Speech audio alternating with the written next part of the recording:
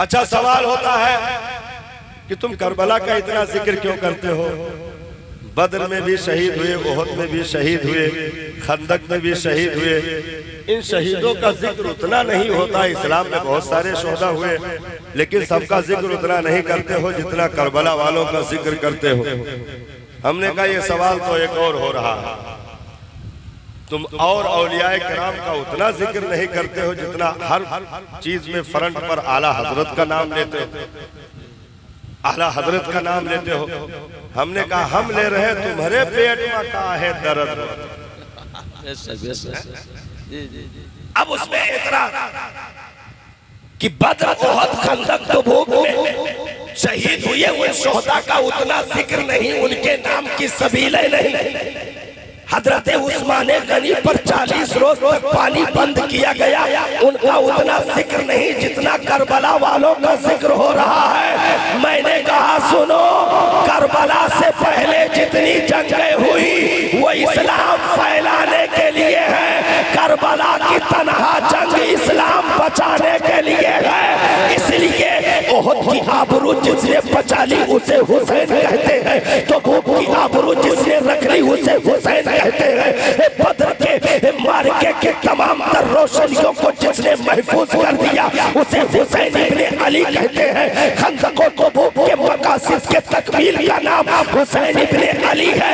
इसलिए फैलाने वालों की इज्जत है सर आंखों पर, लेकिन बचाने वाले का नारा लगाओगे तो तन्हा हुसैन का नहीं लगेगा, हुसैन का नारा लगेगा तो बद्र वालों का नारा भी लग जाएगा। हुसैन का नारा लगेगा तो ओहद के शहीदों का भी नारा लगेगा।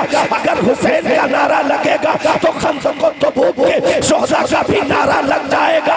हमने एक जड़ पकड़ लिया, एक मजबूत शाख ले ली, जहाँ के जिक्र से हर एक का जिक्र खुद ब खुद होता है कि जब हम करबला मानते हैं तो ओहद भी मानते हैं, खंदक भी मानते हैं, तबूक भी मानते हैं, यानी सहाबा को भी मानते हैं, अहले बैत को भी मानते हैं। बहुत खूब। नारे तकबीर, नारे रिसालत, नारे हैदरी, अज़मत सहाबा, अज़मत अहले बैत, अज़मत हुसैन, उलमाए अहले सुन्नत, मसलके आला हज़रत, नारे तकबीर, नारे रिसालत। अब यहाँ से एक गुफ्तगू शुरू होने जा रही, बहुत ज्यादा देर नहीं, बहुत ज्यादा देर नहीं। अब ये बाउंड्री आपने समाप्त कर ली है, ये और वसी हो सकती, लेकिन यहीं से हमने इसको एंड कर दिया है। अब यहाँ से करबला का बयान होने जा रहा है, यहाँ से करबला का बयान होने जा रहा है, क्योंकि अब थोड़ा सा पसीना आया तो मशीन कुछ गर्म होने लगी। अब कुछ हीटिंग आ रही है। नहीं जबरदस्ती ना बैठाओ भाई, क्यों पेशाब लाग हो तो क्या करोगे, नापाक हो जाए बेचारा बैठे बैठे। तो भागिएगा नहीं, बहुत ज्यादा देर नहीं। शायर ने तर्जमानी की है, गमे हुसैन में रोना हमारी किस्मत है। ना अच्छा लगा ना सुना तो बोलो या हुसैन, या हुसैन।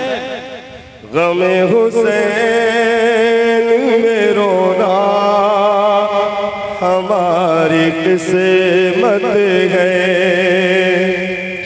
गमे हुसैन में रोना हमारी किस्मत है। नबी के आल की दिल में बसी मोहब्बत है। नबी के आल की दिल में बसी मोहब्बत है। गमे हुसैन में रोना हमारी किस्मत है। हज़रत हाफिज़ कारी इकबाल साहब क़िबला, अलहाज इकबाल साहब क़िबला निंदूरा, माशाअल्लाह, जिनके जो है सैकड़ों शागिर्द इलाके में सब दीन और सुन्नियत का काम कर रहे हैं अल्हम्दुलिल्लाह। उलमा का बहुत दिलदार मजमा तशरीफ रखता है। हर एक आशिक़ के कतरे में रागे जन्नत है, हर एक आशिक के कतरे में रागे जन्नत है। गमे हुसैन में रोना नबी की सुन्नत है। गमे हुसैन में रोना नबी की सुन्नत है। ये इमाम पाक के वजूद की कीमत शायर ने बयान की है। अली का खून है, ज़हरा का दूध उसका खमीर। अली का खून है, ज़हरा का दूध उसका खमीर। ये नस्ल नूर है, नूरे नबी की बरकत है। ये नस्ल नूर है, नूरे नबी की बरकत है। और ये इसका आखिरी, क्योंकि यहाँ से बयान होने जा रहा है तो ये शेर हमने दे दिया। बहुत लंबा नहीं पढ़ना कि तोरे का इनाम दे दिए तो मौलाना फैल गए, ऐसा नहीं है। हाँ, उसका ये आखिरी है। गमे हुसैन में रोना नबी की सुन्नत है। हमारा जज़्बा ईमान है करबला के तुफैल।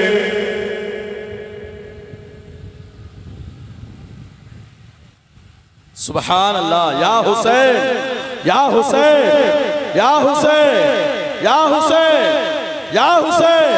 नारे तकबीर, नारे रिसालत। हमारा जज़्बा ईमान करबला के तुफैल। अरे यहाँ की खाक तो अर्शे बरी की ज़ीनत है। यहाँ की खाक तो अर्शे बरी की ज़ीनत है। हुसैन पे रोना नबी की सुन्नत है। तो आकाए दो आलम सल्लल्लाहु ताला अलैहि वसल्लम इस दुनिया से तशरीफ ले गए। और सरसरी तौर पर मैं बिल्कुल असल मकसद तक आप तक पहुंचाने की कोशिश करूंगा, लेकिन थोड़ा शुरू से एक सीरियल ले लीजिए ताकि बात पूरी समझ आ जाए। इमाम अली मकाम रज़ी अल्लाह ताला अन्हु की मुकद्दस जिंदगी में गमों का एक ऐसा सिलसिला रहा कि दुनिया में किसी और के साथ अगर होता तो उसका पिता पानी हो जाता। पूरी कायनात में वजूदे हुसैन की एक ऐसी तारीख है जिसमें सिलसिलेवार गमों की एक अजीम कड़ियां दिखती हैं कि दुनिया का कोई भी इंसान होता वो इन गमों को कभी बर्दाश्त नहीं कर सकता था। लेकिन परवरदिगार आलम ने अपने महबूब के मुकद्दस नवासे को उसके सीने को वो कुव्वत अता फरमाई कि ये बाद दीगरे गमों का पहाड़ आपने देखा, लेकिन कभी भी आपने मौला के हुजूर कोई शिकवा नहीं की, बल्कि सब्र और शुक्र का दामन मजबूत हाथों से पकड़ कर इमाम पाक अपनी जिंदगी की सफर करते रह गए।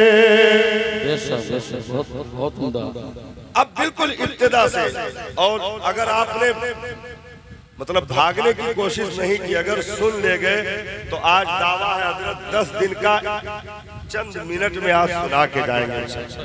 माशाअल्लाह। बोल दीजिए या हुसैन। 10 दिन का बयान इंशाअल्लाह चंद मिनटों में आपको सुना करके इंशाअल्लाह उठना है। और सलाम फिर हमको भी ज़बानी याद है, आपको भी पढ़ना इंशाअल्लाह। और फिर शीरनी जाएगी कहाँ, आज तो बच के रहेगी।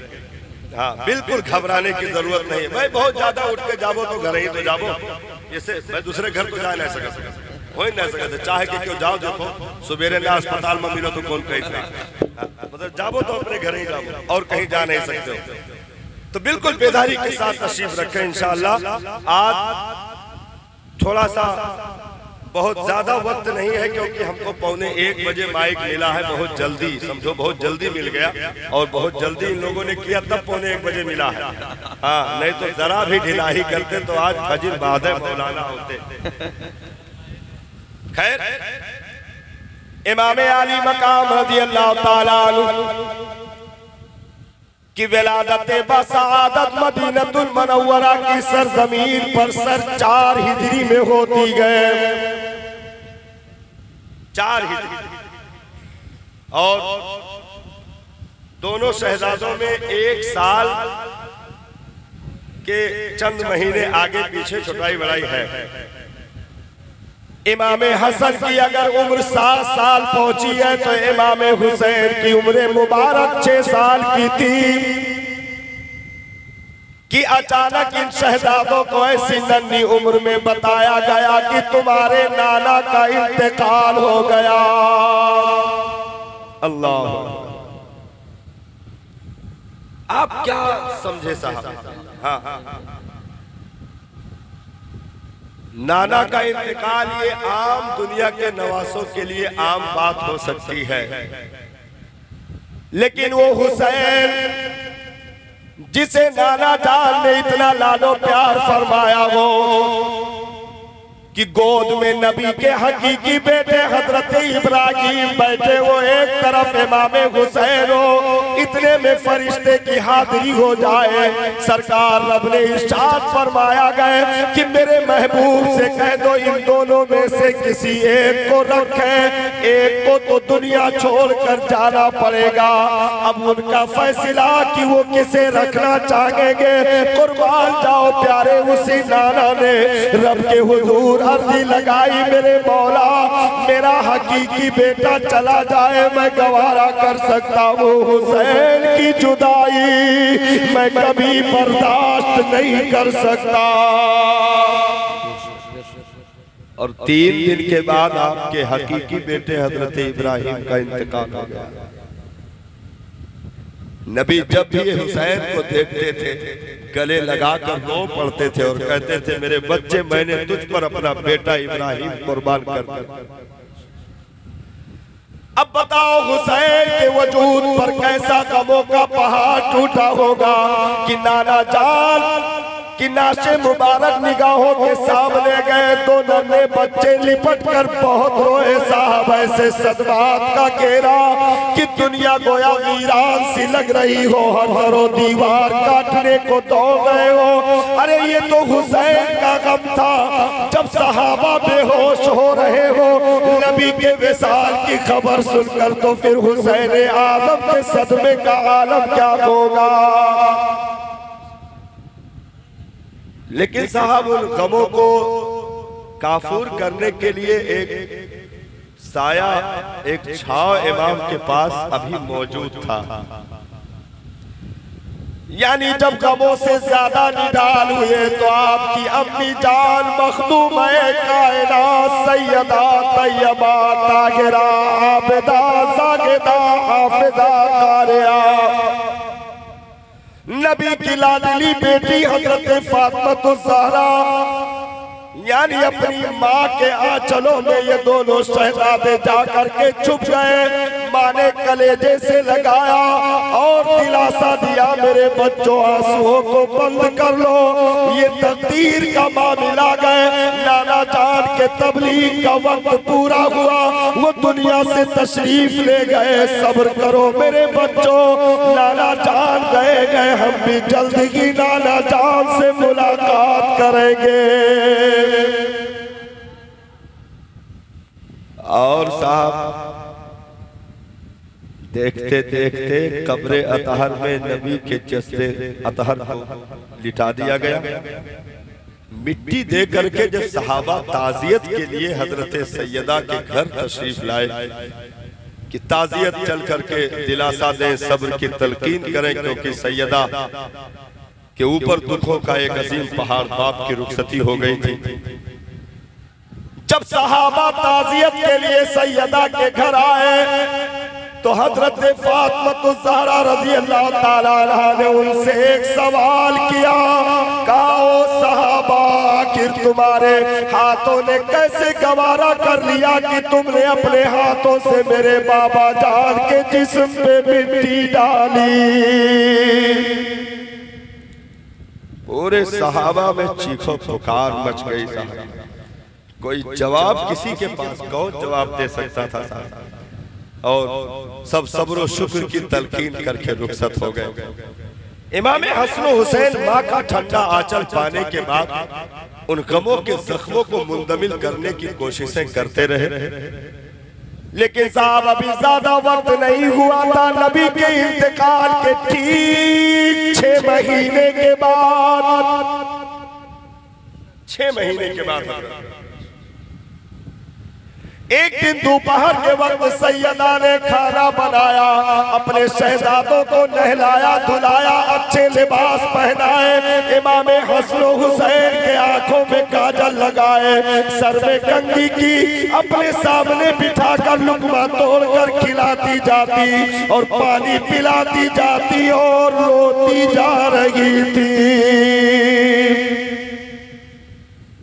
हजरत शेर खुदा मौला अली करमल्लाहु वजहुल करीम बाहर तशरीफ ले गए थे।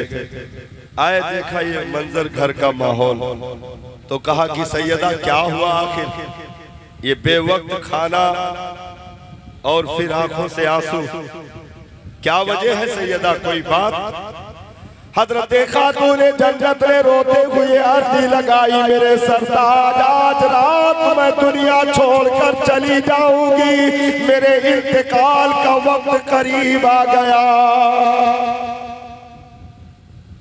आखिरी बार अपने हाथों से इन बच्चों को लुक़मे दे रहे हो, इन्हें पानी पिला रहे हो, इसके बाद न जाने कितनी भूख सताएगी, न जाने कितनी प्यास तड़पाएगी। मेरे सरताज इन बच्चों को कोई तकलीफ ना होने देना, इन्हें माँ के ना होने का एहसास ना होने देना, इन्हें रुलाना नहीं, इन्हें कोई गम ना पहुंचने पाए। ये तलकीन करते हुए रात के वक्त सैयदा दुनिया से तशरीफ ले गई। 2 नन्हे बच्चे 6-7 साल की उम्र है सारा, माँ के जस्ते अतार से लिपट कर बहुत रोए। नाना जान के 6 महीने के बाद माँ की रुखसती हो गई। नन्हे हाथों से माँ के तुरबत पर मिट्टियां डालने वाले, ओ माँ के आंचलों से साया पाने वाली औलादों, जरा तसव्वुर करना कि एक बेटे के लिए माँ का दुनिया से जाना ऐसे होता है कि जैसे दुनिया वीरान हो गई। क्योंकि साहब माँ के आंचलों का वो घना साया औलादों के सरों पर होता है कि वो जाने के बाद दुनिया में ऐसा साया औलादों को कहीं नसीब नहीं होता है।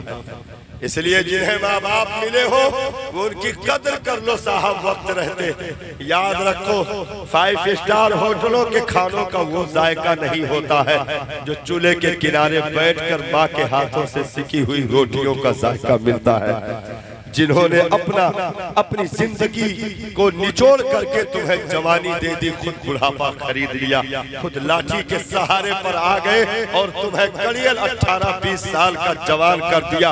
अगर ऐसे में औलादें चंद गली कूचों में चलने वाले फितनों के चक्कर में पड़कर माज़अल्लाह आवारा गर्दी में फंस करके माँ बाप को छोड़ दे या उनका इनकार कर दे साहब, तो उन्होंने दुनिया में गोया जहन्नम खरीद ली। क्योंकि माँ बाप के जाने के बाद इस दुनिया में साहब उनके लिए कोई ऐसा हाथ नहीं, कोई ऐसी जबान नहीं है जो पर वक्त उठ करके दुआओं को डायरेक्ट बाबे इजाबत तक पहुंचाने की ताकत रखता हो।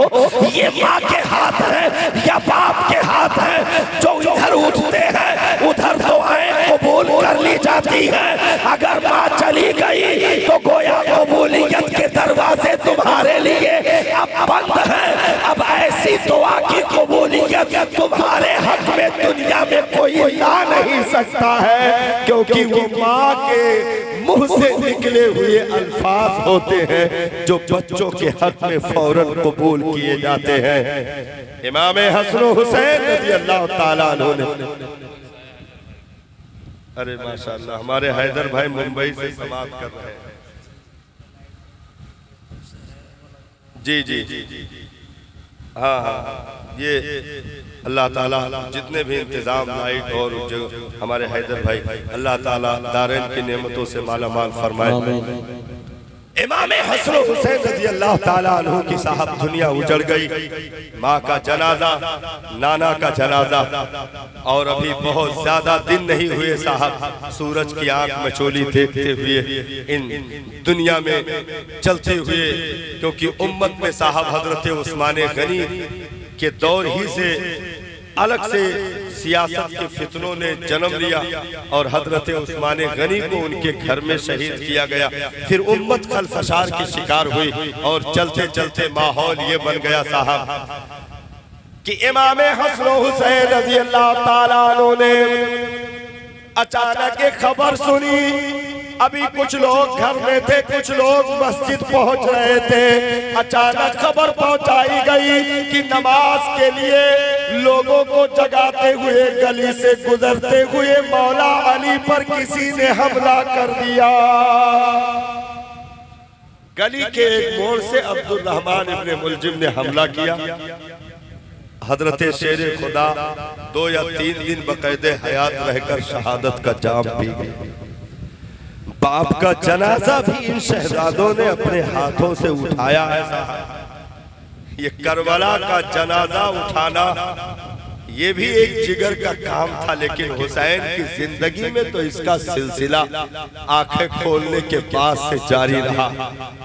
बाप का जनाजा निगाहों के सामने, बाप के दुनिया से जाने के बाद इमाम हसन मुस्तफा जो बड़े भाई थे इमाम हुसैन के बाजुओं की कुव्वत बने हुए थे।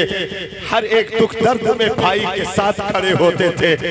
लेकिन साहब अभी चंद अय्याम भी गुजरने न पाए होंगे कि इतने में इमाम हसन की तड़पन बढ़ गई, घबराहट बढ़ी। अचानक पलटियां होना शुरू हुई।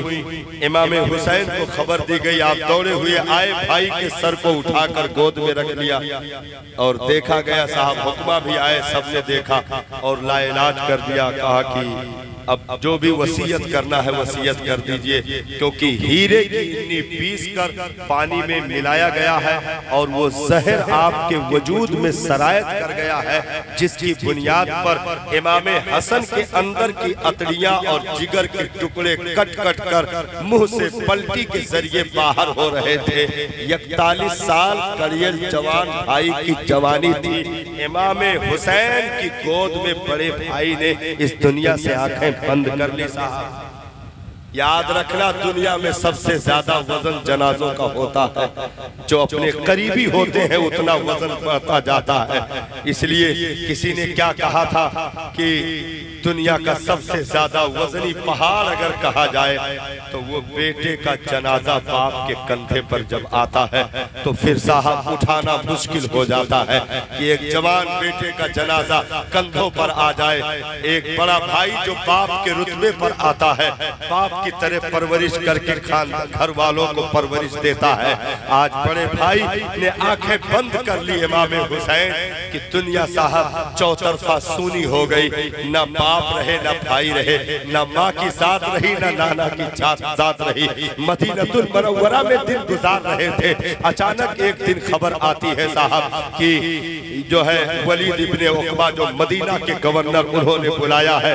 जब आप पहुंचते हैं तो डायरेक्ट ये कहा जाता है कि हजरत अमीर माविया दुनिया से तशरीफ ले गए। यजीद तख्त पर बैठा है और उसने कहा है कि हुसैन इब्ने अली से बैअत दी जाए।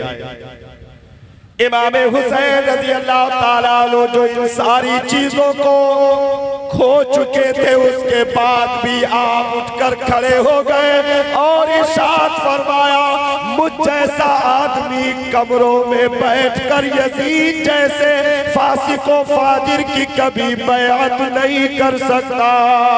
बेशक बेशक बेशक। और इमाम ने आकर के घर काफिले जो है घर वालों को तैयारी का हुक्म दे दिया।